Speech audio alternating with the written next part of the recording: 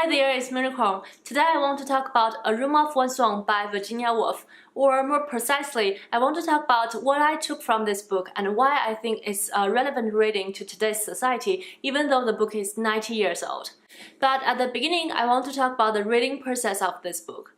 I don't know if it's me or the book, but I read it pretty slow. And sometimes I need to repeat the sentences or paragraphs twice or three times in order to understand. And if I left the book in the middle of the chapter, I need to start from the beginning of the chapter when I return to the read.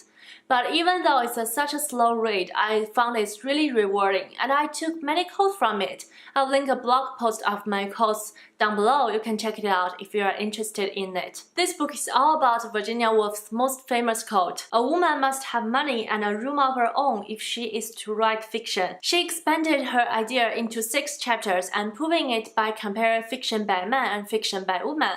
And also she uses examples such as Shakespeare's imaginary sister to point out that in the history, women didn't have the privilege to get educated and also didn't have a quiet space to be creative. In other words, women are not free from daily chores and social responsibilities. And for that reason, women didn't have the financial and other resources to support their daily lives, so they need to depend on men, so they get into this circle of dependent life. And she discussed that in history, even with the women who have the chances to get educated, most likely they don't have the space for them to write. She uses Jane Austen as an example. She gives the fact that Jane Austen wrote every one of her books on the dinner table of her family, and also Jane Austen need to hide the manuscript every time when people came in. Virginia Woolf questioned that if Pride and Prejudice will be an even better work if Jane Austen didn't have to hide her work in progress every so often. Interestingly, there are 2 things that I found is correspondent with Virginia Woolf's point in my recent readings. The first thing is, last week I read a book from Virginia Woolf's time in UK, and it is called Mrs. Pettigrew Lives for a Day by Meonicorn Watson.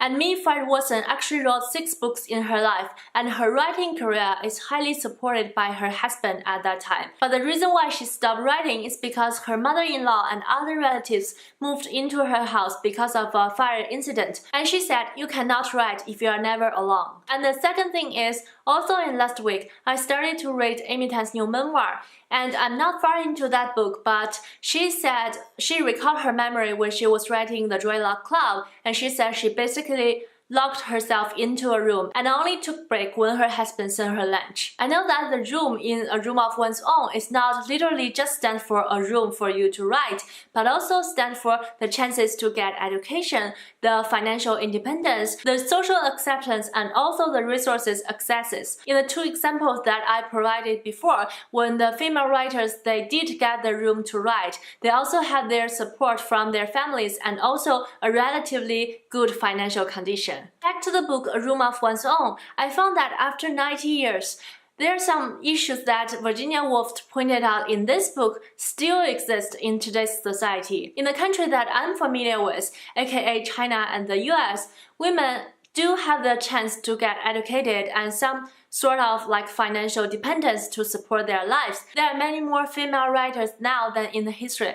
But in some other parts of the world, I know that there are still women suffering from dependent living. In the TED Talk and the book We Should All Be Feminist by Chimamanda Ngozi Adichie, she described that once she lived in a hotel in Nigeria and she was stopped in the front door because she didn't have a male company. This is exactly like 90 years ago when Virginia Woolf tries to go into a library and she was stopped because she was by her own. And with that being said, you can find in a lot of parts of the world, women are still treated as belongings to men. And if you expand fiction to scientific or political world, you can find that even in some most developed countries, like some Western countries, women are still didn't have the chance to make their own choices. In this book, Virginia Woolf said, if all the male characters in fictions are only appeared to be side characters, they don't have personalities and they only exist because they are the relative of women, we wouldn't have a lot of the greatest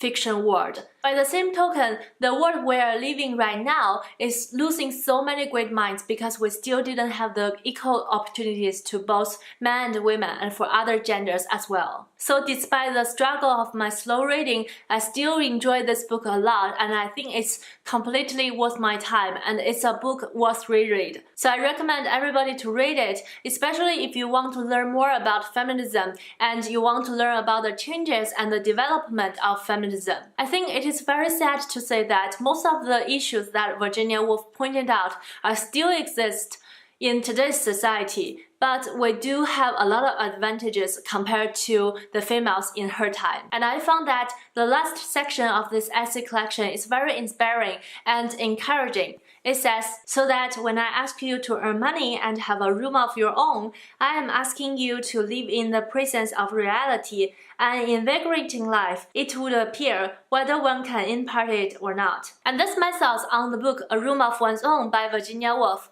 Again, if you haven't read it, I encourage you to pick it up. And also, if you have any thoughts about this book, you are more than welcome to discuss with me in the comment section down below. And most importantly, happy reading and see you next time. Bye!